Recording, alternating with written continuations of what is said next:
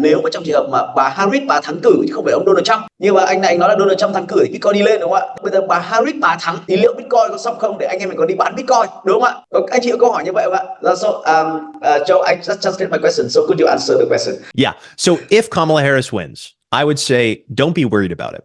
Donald Trump has clearly articulated that he's more pro Bitcoin and he will drive Bitcoin's price higher faster. But if Kamala Harris wins, you'll probably see some near-term weakness in Bitcoin. But you have to remember, Kamala Harris, her whole plan is spend, spend, spend, spend. So as a result of all that spending, all of that debt creation and the widening of the deficit as a percentage of GDP, then Bitcoin stands to appreciate even more in the long term. With both candidates, Bitcoin rises. With Donald Trump, you probably see it rise a lot faster sooner because of his accommodative policy toward Bitcoin. With Kamala Harris, there may be some near-term volatility and weakness in Bitcoin because of her explicitly anti-Bitcoin stance. But in the long term, because her plans will widen the deficit, you still see Bitcoin climb to those heights, 100, 125, probably 150,000 before the end of her term. With Donald Trump, I'd estimate you'd probably be closer to 200,000 per coin before the end of his term. Ok, câu trả lời rất là cụ thể, đúng không ạ? Nếu chúng ta thích câu trả lời thì chúng ta thả tim cho Joe một cái. Tức là anh ấy bảo là nếu mà Kamala Harris lên thì cũng là chi tiêu chính phủ thôi, thì đấy cũng là ý tiền thôi, đúng không ạ? Câu hỏi của tôi là anh Joe anh còn nói trong cái bài nói chuyện của anh ấy là gì ạ? Là khi mà lãi suất ngân hàng năm 2025 nó giảm xuống ấy, thì có một lượng tiền rất lớn từ những người mua trái phiếu chính phủ sẽ chuyển sang và mua những cái tài sản rủi ro. Và tôi hỏi anh là thêm ngoài Bitcoin ra thì những cái altcoin ví dụ như là Ethereum hay là Solana thì có lợi trong cái quá trình này không? Joe, we waiting for your answer. Thank you. Yes, it will drive capital into those altcoins as well. In the same way that as investors move out into the risk curve, they move from things like value stocks to growth stocks. Investors will also move out on the risk curve from the most safe haven crypto out there, which is Bitcoin, into things like Ethereum, ADA, Solana, etc. So it will drive that move as well. Câu trả lời tuyệt vời, đúng không ạ? Tôi hỏi câu hỏi kết luận của ngày hôm nay của tôi với cả Joe là năm 2020 ấy, lãi suất ngân hàng về 0%, cho nên là Bitcoin tăng từ 4.000 đô lên 60.000 đô. Thế tôi hỏi Joe là ông ấy có nghĩ rằng là năm nay lãi suất ngân hàng trong một năm tới sẽ về 0% không? Và thứ hai là ông nghĩ là năm sau Bitcoin sẽ lên bao nhiêu tiền, đúng không ạ? Cho nó cụ thể hóa vấn đề đấy. Anh chị nghĩ rằng cái câu hỏi này quan trọng không ạ? Joe, so this is time for you for your answer, please.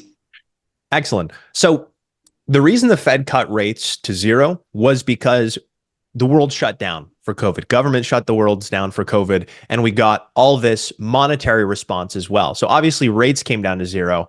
Bitcoin went from $3,000 to $64,000.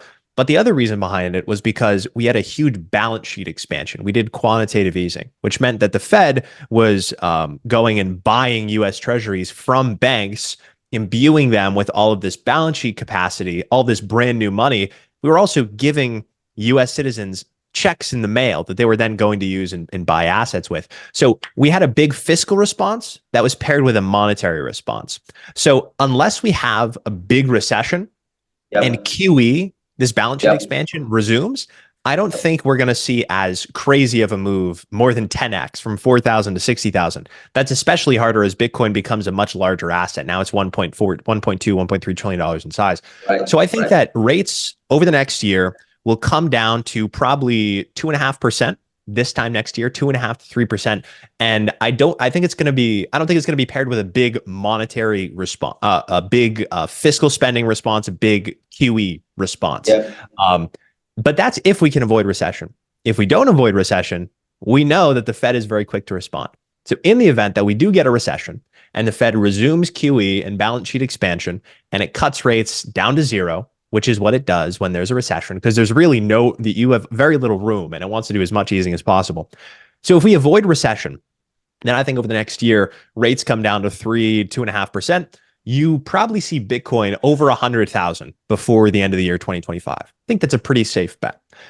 If we do get recession, you'll probably see huge near-term weakness in Bitcoin, followed by a massive monetary and fiscal response. So direct spending from the US government paired with not just rate cutting, but direct monetary stimulus to these banks. And that will probably see, after the near-term weakness in Bitcoin, Probably see it fall down to anywhere from 30 to 25, 20, maybe even lower. I don't expect any lower. And then after that, you probably see Bitcoin go even higher throughout the year. So after that recession scare moves back into a growth impulse, all this money gets into the economy and into banks, you probably see Bitcoin end the year even higher, probably 150, 175,000.